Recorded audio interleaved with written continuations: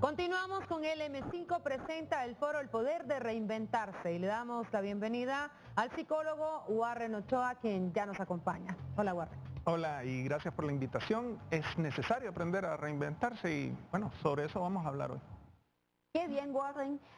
Nos gustaría, digamos, en esta charla que vamos a tener hoy, ver unos datos que nos está arrojando el Ministerio Público precisamente sobre este tema, ¿verdad?, de las agresiones hacia las mujeres y hacia las menores también. Y estamos viendo que para la última estadística de septiembre nos habla de 155 víctimas, ¿verdad?, que han sido objetos de delitos de violación. De estas 155 víctimas nos llama la atención que 66 son en las edades de 10 y 14 años. Son niñas, son menores. Tenemos 13 en las edades de 5 a 9 años. Y estamos viendo también que nuevamente Francisco Morazán es uno de los departamentos donde más se están registrando este tipo de hechos, seguido de Cortés. Francisco Morazán con 50 casos, Cortés con 24, Copán con 11, El Paraíso con 10, pero no hay un departamento, a excepción de gracias a Dios, no hay un departamento en Honduras que no haya registrado una agresión sexual. Sobre esto vamos a hablar, nos va a contar Warren qué hacer, ¿verdad? ¿Cómo superar todo esto que estamos viviendo? Warren, es un placer compartir con usted nuevamente y para comenzar a hablar un poco de este tema, ¿verdad? Y para que la gente también en casa esté atento, nada justifica la agresión. Definitivamente nada justifica una agresión y eso es bien importante. Por cierto, eso es un problema que hay en la cultura machista que impera, que de repente algunas veces puede pensarse que la mujer provocó una agresión sexual por cómo andaba, porque andaba sola, por cómo andaba vestida, por el lugar a donde estaba o por haber consumido bebidas alcohólicas o cualquiera. Nada, absolutamente nada que una mujer haya hecho justifica una agresión sexual, ni lo que dijo, ni dónde estaba, ni con quién estaba, ni si estaba sola. Bueno, de acuerdo a las estadísticas que Telma estaba compartiendo, por ejemplo, y el número o en las edades en las que rondan las agresiones sexuales de quienes, las víctimas, por ejemplo, ella estaba diciendo entre 10 y 14 años. Más lo que usted acaba de comentar, imagínese qué culpa puede tener una criatura de 10 a 14 años o decir que pudo haber provocado esa situación por cómo andaba vestida. Es que son argumentos que se utilizan muchas veces, pero una criatura de entre 10 a 14 años, guarda. Absolutamente no hay nada que pueda justificar un hecho tan atroz y tan horrible como una agresión y un robo de la inocencia y de la salud de una niña así de pequeño. Y estas estadísticas que nos está presentando, sabemos claramente a nivel mundial que esos son subregistros, porque estos son los casos que se llegan a denunciar. Estos son los casos que se llega a denunciar y muchas veces no se llega a denunciar por temor, por confusión, porque muchas veces se piensa, pero yo tuve la culpa. Yo tuve la culpa porque, o sea, algo hice yo. Y algunas veces también, en el caso de las niñas, Cristian, que saben que muchas veces no comprenden qué es lo que pasó y lo comprenden a través del paso de los años. Van entendiendo que lo que sucedió fue un abuso, lo que les pasó fue un abuso sexual. Sí, y muchas veces también puede pasar, Telma, que Loren, si es del círculo cercano o familiar, pues aquella persona también le puede decir que es parte de la relación entre esos familiares, que aquella cosa que está pasando, aquella agresión es normal, es parte de la convivencia, llegan hasta normalizarlo, ¿no? ¿Y por qué es importante dentro de la psicología, doctor, digamos, ese tratamiento que dicen que uno debe empezar a perdonarse primero a sí mismo? ¿Qué rol juega eso? Precisamente porque al inicio se ubica mal, se deposita mal la responsabilidad y la culpa del hecho, porque hay mecanismos de ajuste ante los conflictos en donde las personas usualmente, siempre cuando algo sucede mal, tendemos a buscar un responsable. Y digo, de repente yo por ingenuo, por descuidado o porque no dije, o entonces se vierte la culpa hacia adentro. Y ese es uno de los problemas principales que hay en los tratamientos de situaciones donde hay post-trauma. Interioriza uno esa culpa. Hay una introyección de la culpa. Y entonces se deposita más la culpa, porque la responsabilidad de la culpa está en el agresor. Entonces, en estos casos, parte del proceso es aprender a perdonarse, aprender a entender que no tenía o sea, las personas no somos clarividentes, no somos clarividentes y no podemos prever que alguien tiene malas intenciones o que nos quiere hacer daño, o no teníamos las posibilidades de quitarnos esto de encima. Warren, y es que definitivamente algo que nos ha quedado claro a lo largo de nuestra vida, al menos nosotros que hemos tenido acceso a información, que hemos tenido la oportunidad de platicarlo con la familia, la víctima nunca es la culpable, jamás.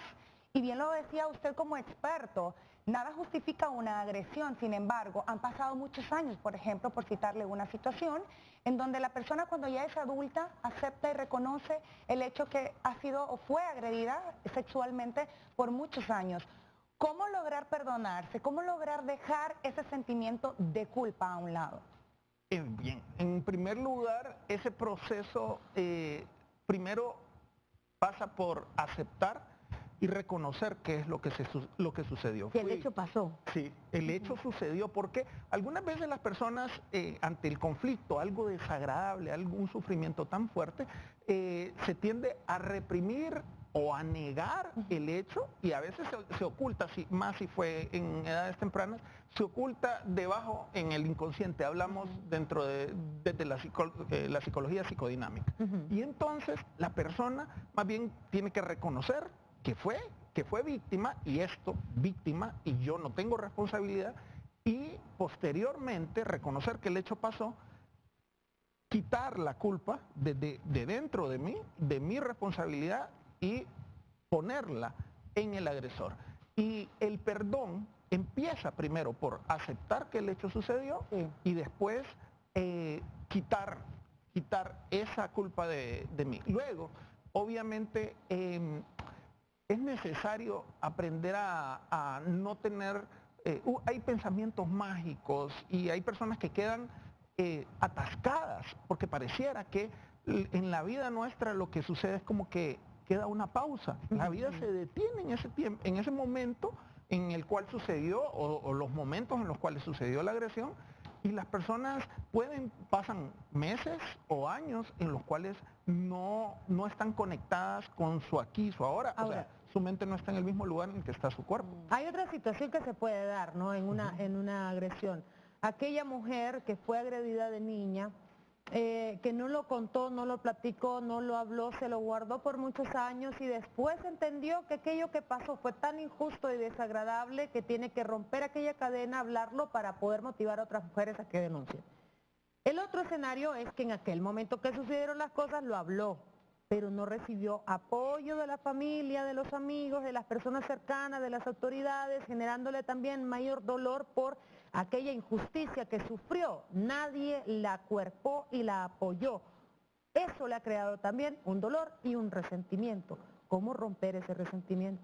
Eso que nos estás diciendo, Critza, definitivamente es una situación de revictimización, de que sucede de parte de las autoridades alguna vez, las autoridades policiales, las autoridades civiles, o también de parte de la familia, en donde no creerle a una víctima es el primer paso, y lo que podemos hacer como familia, como entorno, lo más importante es tomar como cierta, como verdadera, la palabra de la víctima de abuso. Y después de eso todavía ir más allá y tener una escucha atenta, respetuosa, dejar que la persona hable, que la víctima hable y cuente, y no imponer ningún juicio. Pero vos ¿qué hiciste? ¿Pero qué hiciste para que te hicieran eso? Nada. Y esto precisamente es donde socialmente nosotros nos volvemos un estorbo en el proceso de recuperación. en el proceso de reinventarse. De sanación también. De sanación psicológica, emocional, corporal, porque de repente se deposita la culpa, se revictimiza a la persona y se le dice, vos hiciste algo para que esto te pasara. En ese sentido, digamos, ¿hay un tiempo límite para la recuperación de las víctimas y qué papel juega la familia y los amigos en este proceso? Esa es una excelente pregunta. Cuando hay un tiempo límite, no hay un tiempo límite. O sea, si este hecho de un abuso, si el evento pasó hace 20 años, nunca es tarde para empezar a recuperarse. Lo importante aquí es empezar el proceso y muchas veces el primer paso suele ser hablar. O sea, contarle a alguien, a un amigo, a un pariente, a mi madre, a mi padre, a mis hermanos o a las autoridades. Es importantísimo hablar y eso nunca es tarde. Pero yo les pregunto, si yo voy donde el médico y le digo, fíjese doctor que tengo este dolor aquí en el pecho y lo tengo hace 30 años. Y si yo digo, hace una semana tengo este dolor aquí y el doctor me dice, vamos a ver, sí, tiene un bultito ahí, mejor se lo vamos a sacar y vamos a hacerle biopsia. Pero si yo le digo hace 30 años y me mira el doctor, ¿dónde me puede hacer más daño? Entonces, hay que actuar lo más pronto posible. Y el mejor momento siempre para actuar y reinventarse, empezar a reinventarse, es ahora, es aquí y es ya. ¿Y qué puede hacer la familia? Pues el primer elemento importante, además de una escucha activa, respetuosa, sin juicio, es además objetivar, manifestar empatía. No una simpatía, como usualmente se le suele decir. Ponerse en el lado de la ponerse en el lado de víctima. ellos y no minimizar el hecho, o sea, dejarle que exprese los sentimientos, porque muchas veces nos sentimos incómodos ante la expresión de sentimiento y dolor de una víctima, no digamos. Bueno, eso que acaba de mencionar Warren ya responde a una pregunta de la audiencia que nos hacían, que qué sentido tiene buscar ayuda si el mal ya está hecho. Eso es básicamente lo que usted estaba comentando, ¿no? ¿Qué sentido? Sí, definitivamente. ¿Qué sentido tiene buscar ayuda si de repente tengo un corte, me hice una herida? Entonces, ¿por qué no buscar ayuda? Sí, el mal está hecho, pero el efecto queda en la persona y queda en su círculo social. Y muchas veces necesita ayuda no solo la víctima, sino la familia. Bien, entonces es bien importante, es importantísimo buscar ayuda. Yo tengo dos preguntas y la primera es el papel que juega el acompañamiento psicológico y la otra, ¿cómo perdonarme a mí misma si siento que no valgo nada? Esta es una pregunta de la audiencia, puntualmente. Muy bien. En primer lugar, ¿qué papel juega el acompañamiento psicológico?